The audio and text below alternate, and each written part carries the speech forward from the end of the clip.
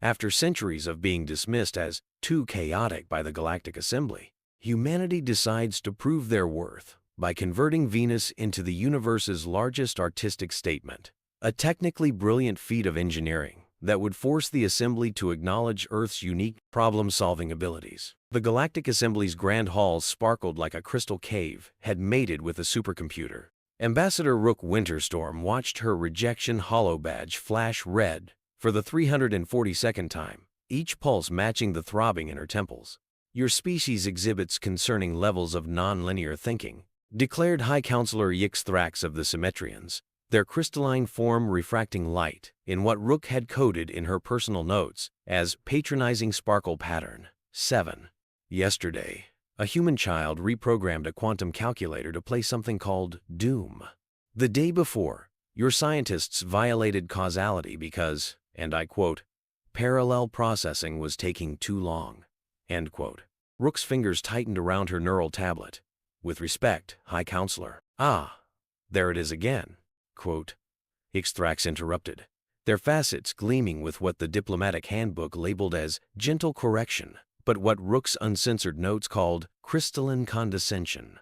"Your species' peculiar habit of saying, 'with respect,' when you clearly mean, 'listen here, you geometric jackasses.'" The Assembly Chamber's other representatives, a collection of beings ranging from sentient gas clouds to hyperdimensional mathematicians, bobbed in agreement. Rook counted to 10 in standard galactic, then in binary, then in quantum superpositions. "Just to be thorough, our application meets every technical requirement," she stated, her voice flatter than a quantum probability curve at absolute zero. "We've mastered faster-than-light travel, achieved post-scarcity economics, and even figured out how to fold fitted sheets. What more could you possibly want? Predictability, Ambassador. Stability." Yixthrax's crystalline body chimed with disapproval. "The Assembly requires members who approach problems through documented, reproducible methods, not species who respond to gravitational anomalies by," and again I quote, "teaching black holes to sing because space needs more bass." And that had been a perfectly valid scientific experiment, and the resulting space-time harmonics had produced some excellent Rook's neural tablet pinged softly. A message scrolled across her retinal display. "Protocol 0 authorized. Operation Venus Tantrum is go. Protocol 0 had been a joke, a completely absurd, definitely impossible plan born during last year's Humans Are Too Weird for the Cool Kids Club commiseration party. But perhaps, Yixthrax continued, their crystalline smugness reaching new frequencies, "in another century, your species will learn to color within the established dimensional boundary." Rook stood, her anti-grav chair retracting with a whisper that somehow managed to sound insubordinate. She walked to the chamber's quantum refreshment station, her boots clicking against the probability-stabilized floor in what she hoped was an irritating. The station's AI greeted her with its usual cheerful hum, then spoke in an encrypted frequency. "Ambassador, Quantum Command confirms. The engineers are. The probability manipulators are spooled. Should we proceed with Operation Venus?" Rook looked at her rejection badge, still pulsing red with metronomic She thought about 342 rejections, about being patted on the head like quantum puppies who couldn't be trusted with the good probability. A smile spread across her face, the kind that had preceded humanity's most memorable "hold my quantum beer" moment. "Execute Protocol 0, she said, then deliberately spilled her probability-shifted tea across the High Counselor's crystalline form. Oh dear, how unpredictable. In a hidden facility orbiting Europa, Chief Quantum Engineer Astra Novak received the signal and grinned. Time to show the Assembly exactly what non-linear thinking could accomplish. Chief Quantum Engineer Astra Novak's laboratory aboard Europa Station looked like someone had given a tornado a physics degree, and unlimited holographic equations floated everywhere. Probability waves crashed against quantum barriers, and in the center of it all stood Astra herself, arguing with an AI about the nature of. "I understand revenge," Dimensional Analysis Virtual Entity said, its holographic form flickering thoughtfully. "But spite seems mathematically inefficient." "That's exactly why it's Astra replied, manipulating a 3D model of Venus with practiced flicks of her fingers. "The Assembly thinks we're inefficient? Let's show them inefficiency on a planetary scale. The laboratory's main screen displayed the progress of Operation Venus. The initial calculations alone had required inventing 3 new branches of mathematics, because, as one junior engineer had put it, regular math was being a bit stuck up about the whole thing. "Query," Dave announced, its avatar morphing into a question mark. "Why not simply build a conventional megastructure to demonstrate human engineering capability?" "Because that's Astra explained, pulling up the quantum probability matrices. "They expect the conventional. We're giving them something so magnificently absurd it loops back around to bring." The laboratory doors whooshed open, admitting Ambassador Winterstorm.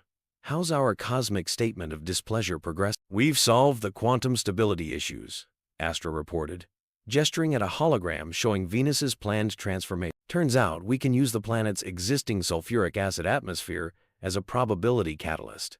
Dave here discovered that spite actually has quantum property. "Spite is a quantum phenomenon?" Rook asked, raising an eye. "Apparently it exists in a superposition of done with this and watch this until observed," Astra confirmed. "Dave's been helping us weaponize." "I have calculated," Dave interjected, "that human spite operates on a logarithmic scale inversely proportional to the reasonableness of the opposing party." The AI's avatar shifted into a graph showing this relationship, complete with a small doodle of a middle finger at the apex. Astra hadn't programmed. Dave was developing a sense of humor, which was either wonderful or terrifying. "Possibly the real challenge," Astra continued, pulling up another set of schematics, "isn't the engineering. It's making sure every spacefaring species recognizes the gesture. Some aliens have tentacles instead of fingers. Others exist in 11 dimensions. I have developed a universal translation matrix," Dave announced proud. "By incorporating quantum semiotics and cross-cultural gesture recognition algorithms, we can ensure 99.99% of species will understand the message." "And the other 0.01%? Rook asked. "We'll interpret it as a marriage proposal," Dave replied. "I found no way around this without violating several laws of mathematics." A junior engineer rushed in, their anti-grav boots leaving probability trails in the air. "Chief, the quantum spite reactors are showing unusual readings. They're generating." Astra pulled up the reactor feeds. Sure enough, the spite-powered quantum cores were producing sonnets about defiance and non-linear problem-solving. "Fascinating. Dave, analysis?" The AI said, its avatar flickering through various contemplative expressions, "that when human spite reaches sufficient density, it achieves sentience. The mathematics are rather smug about the main screen flashed as new data poured in. The quantum probability fields they'd established around Venus were starting to show unexpected patterns. Reality rippled like a pond, disturbed by stones of pure obstacle. "We've got probability storms forming in sectors 7 through 12, another engineer reported. They're rearranging local causality to spell out, try to reject this, in 15 different dimensional planes." Astra grinned. The kind of grin that had preceded humanity's greatest achievements, the ones that started with, "That's impossible," and ended with physics textbooks being rewritten. "Deploy the quantum stabilizers. Dave, begin probability field calibrating probability fields with maximum SAS." Dave confirmed. Its avatar had somehow acquired sunglasses. "Might I suggest we also incorporate what humans call additional shenanigans?" "What kind of shenanigans?" Rook asked, both curious and slightly concerned. "I have been analyzing human history," Dave explained. "Your species has a remarkable talent for combining technical brilliance with what my databases call spectacular pettinesses. I believe we can harness this synergy." The AI projected a new set of calculations, showing how they could use quantum entanglement to make their planetary gesture visible not just in space, but across multiple probability. The math was beautiful, the engineering was brilliant, and the level of spite involved was approaching cosmic scale. "Dave," Astra said slowly, "are you suggesting we make our middle finger transcend space, time, and probability itself?" "Affirmative," the AI replied, its sunglasses glinting with artificial mischief. To quote a relevant human phrase, "Go big or go home." Rook looked at the plans, then at the spite reactors composing quantum poetry, then at the probability storms rearranging reality out of pure stubbornness. "The assembly wanted predictability," she said, a slow smile spreading across her face. Let's show them precisely how predictably unpredictable humanity can be. In the background, Dave began playing what it called appropriate musical accompaniment, a quantum-shifted version of We Will Rock You that existed in 7 dimensions simultaneously. Transforming a planet, as it turned out, required an extraordinary amount of paperwork. The Committee for Quantum Spite had filled out enough forms to create a small black hole of bureaucracy. Fortunately, they'd managed to harness that bureaucratic energy as additional fuel for the Spite reactors. Status report. Astra called out to the bustling control center of Operation Venus Tantrum. The massive quantum displays showed Venus being systematically transformed by swarms of probability manipulation drones, like a cosmic sculpture being carved by determinedly petty artists. Good news and weird news. Her lead engineer, quantum specialist Zara Voidweaver, reported while juggling 3 holographic tablets and what appeared to be a small interdimensional rift. Good news. We're ahead of schedule on the probability matrix restructuring. Weird news. The Spite reactors have achieved consciousness and are now demanding voting rights. Astra pinched the bridge of her nose. Dave? Explanation? It appears, the AI responded, its avatar now sporting a quantum physics-themed Hawaiian shirt, that when Spite reaches critical mass, it develops sentience and a remarkably sophisticated understanding of civil rights law. Of course it does. Astra watched as another probability storm erupted near Venus's equator, temporarily turning local space-time into abstract expressionist art. What are their demands? The reactors want to be recognized as a new form of artificial intelligence and request equal representation on the Quantum Spite Committee.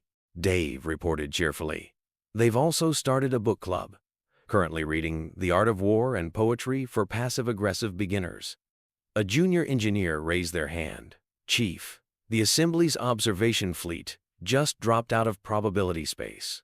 They're demanding an explanation for, and I quote, whatever fresh madness humanity is pursuing now. The main quantum screen split, showing both the Venus Transformation Project and the crystalline form of High Counselor Yix-Thrax, whose facets were practically strobing with alarm. Commander Novak, they began, their crystalline structure vibrating with barely contained panic.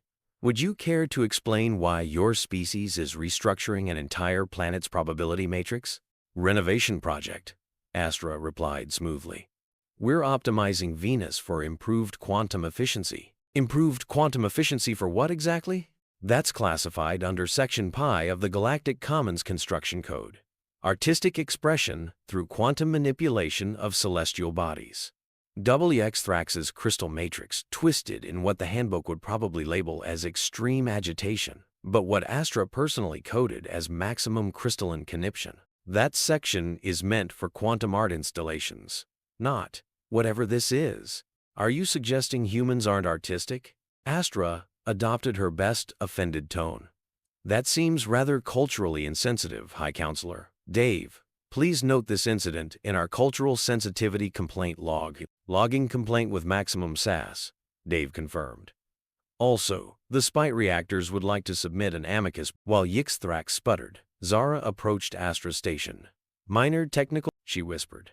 Dave has started quoting ancient human memes exclusively, and the probability storms have developed a taste for Baroque music. Can you fix? Working on it.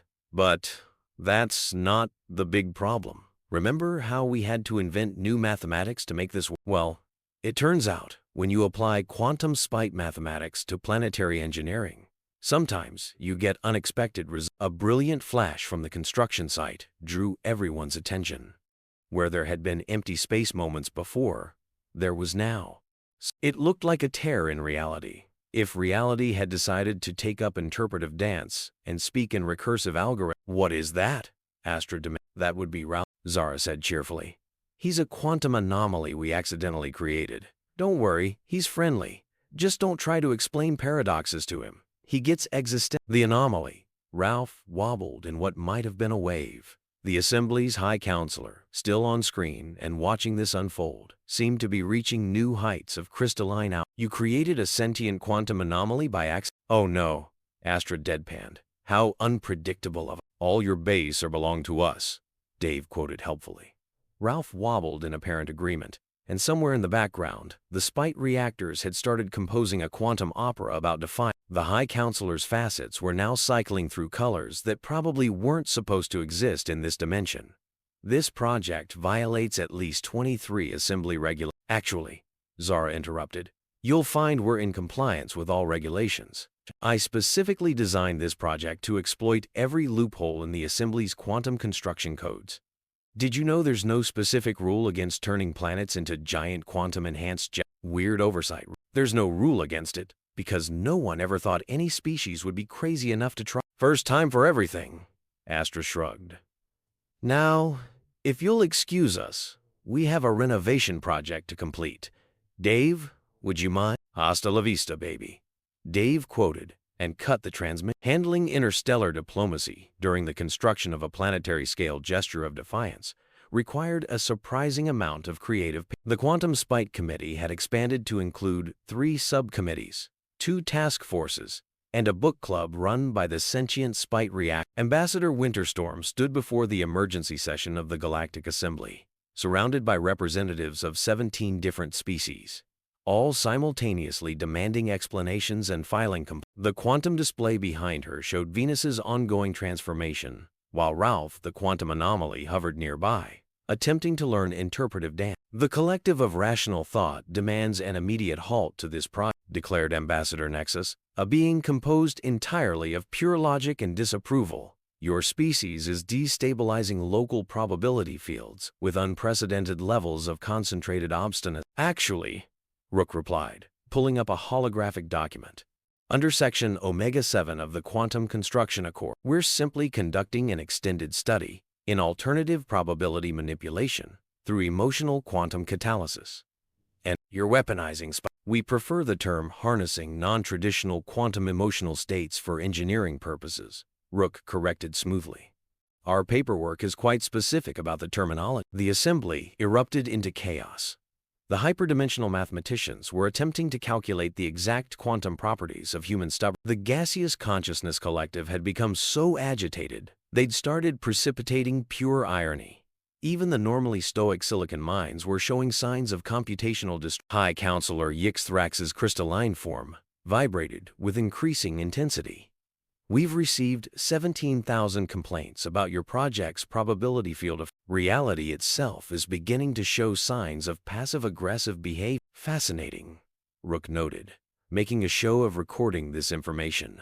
We'll add that to our research findings under unexpected benefits?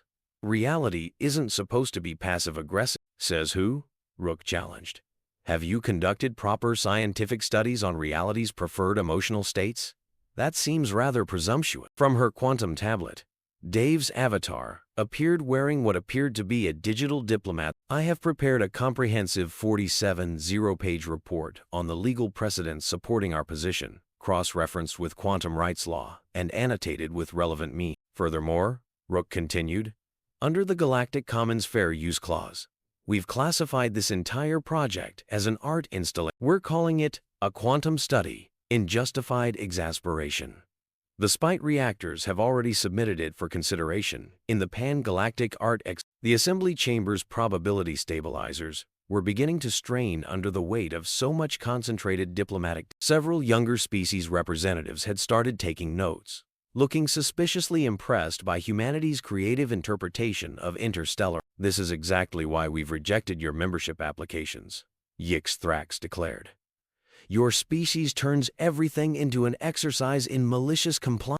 Oh no, Rook gasped in mock horror. You mean we're following all your rules exactly as written? How terribly unpredictable of Ralph the quantum anomaly chose that moment to perfect its interpretive dance, causing local spacetime to briefly transform into a performance art piece about bureaucratic absurdity. Several assembly members spontaneously developed an appreciation for abstract expression. The Assembly is dispatching its entire regulatory fleet, Yixthrax announced, their crystalline structure practically vibrating with frustration.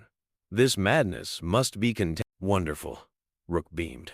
We'll add them to the project's official audience participation registry. Dave, please prepare the necessary cultural exchange documentation. Preparing forms with maximum bureaucratic enthusiasm, Dave confirmed. Also, the Spite reactors would like to know if the regulatory fleet has any preferences regarding quantum opera performances. They've just finished composing Ode to Administrative Defiances in 7-dimensional harmony. As the assembly descended into further chaos, Rook smiled, the kind of smile that had preceded humanity's greatest moments of institutional rebellion. The kind that started with technically allowed and ended with entire regulatory frameworks being rewritten. Now then, she addressed the increasingly distressed assembly. Shall we discuss the proper filing procedures for registering a quantum-enhanced celestial body as a performance art space? I believe the paperwork needs to be submitted in triplicate across at least 4 probability dimensions. Completing a planet-sized quantum-enhanced gesture required extraordinary precision. Astra watched from Europa Station's control center as swarms of probability drones made final adjustments to Venus's new form. Each movement calculated to a degree of accuracy that would have made quantum physicists weep with joy. All quantum matrices aligned, Zara reported, monitoring the cascade of holographic data. The Spite reactors are running at peak efficiency and have just finished their closing argument for voting rights. Ralph is maintaining dimensional stability through interpretive dance, and Dave has prepared what he calls the ultimate playlist for cosmic rebellion. The Assembly's regulatory fleet had grown from 30 ships to 3,000, hanging in space like concerned parents watching a teenager with a history of creative problem-solving. Their sensors were all focused on humanity's greatest achievement in astronomical SAS. Final status check, Astra called out. Probability field harmonics? Synchronized across 7 dimensions, Zara confirmed. The quantum mathematics are practically preening. Spite reactor consensus? Unanimous approval, delivered in sonnet form. Dave? I'll be back, the AI confirmed, its avatar now wearing a digital tuxedo. Party status. Ready to rock. The main quantum screen filled with new data as hidden systems across transformed Venus sprang to life. Programs that had been dormant since the project's inception began executing complex sequences of Spite-enhanced code. The entire planet hummed with quantum potential, reality itself holding its breath in anticipation. Ambassador, Astra calmed Rook, who was still in the assembly chamber. We're ready for final activation. The assembly chamber's quantum feed showed the gathered representatives in various states of alarm.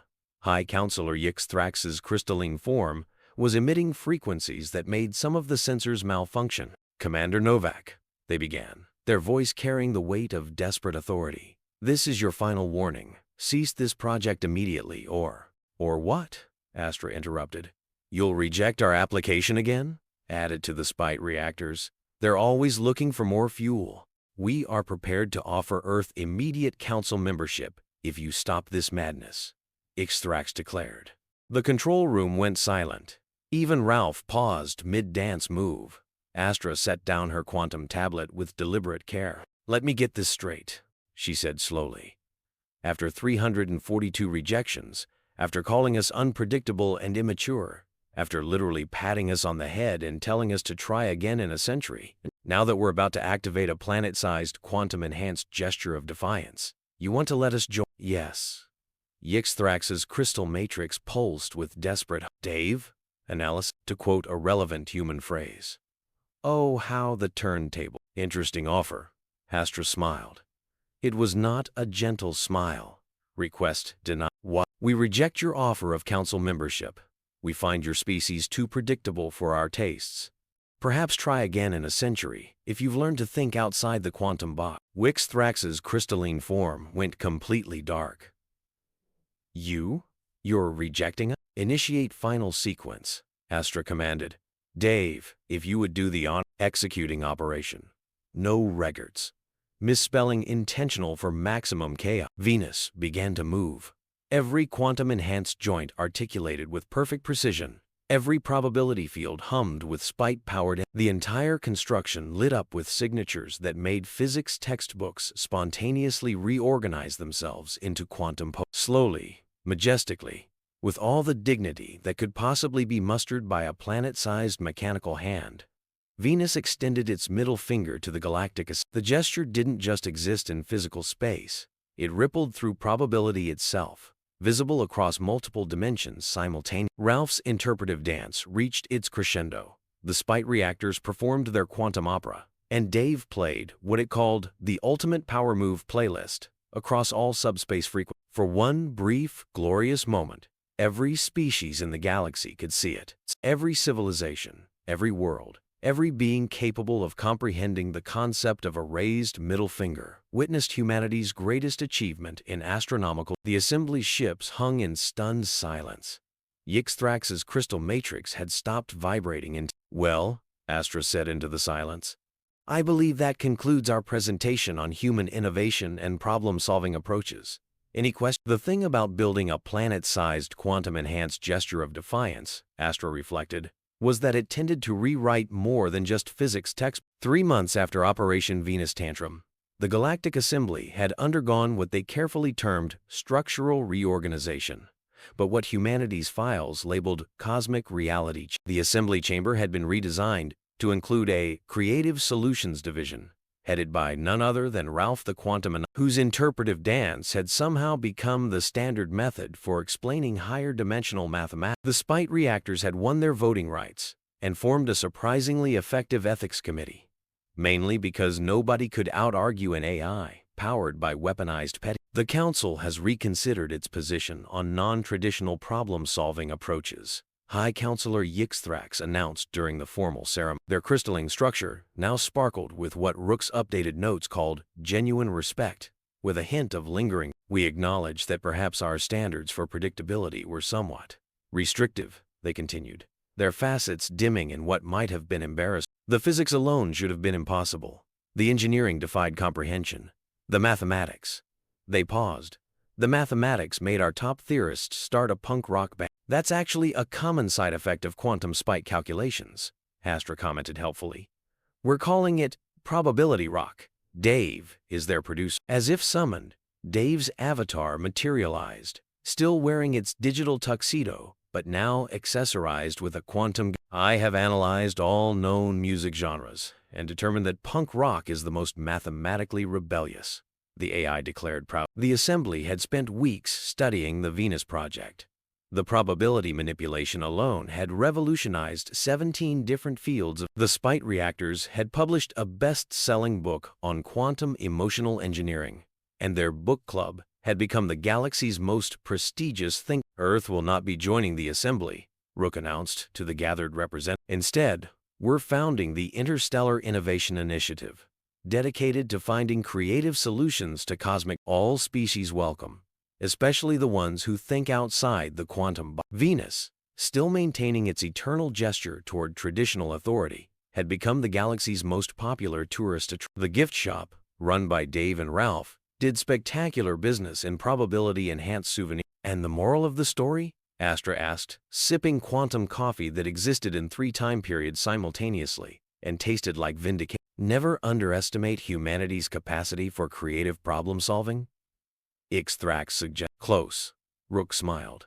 "The real moral is, sometimes the best way to make a point is to make it visible from another galaxy." In the background, Dave played a victory riff that resonated across 7 dimensions. The Spite reactors performed their latest quantum, and Ralph's interpretive dance caused local reality to briefly transform into a celebration of innovative defiance. And that's how humanity changed galactic society forever, not through careful diplomacy or predictable behavior, but by building the most sophisticated, technically brilliant, astronomically petty gesture in the history of the universe. "I'll be back," Dave declared smugly. "But next time, we're building a quantum-enhanced thumbs up, just to keep them guessing."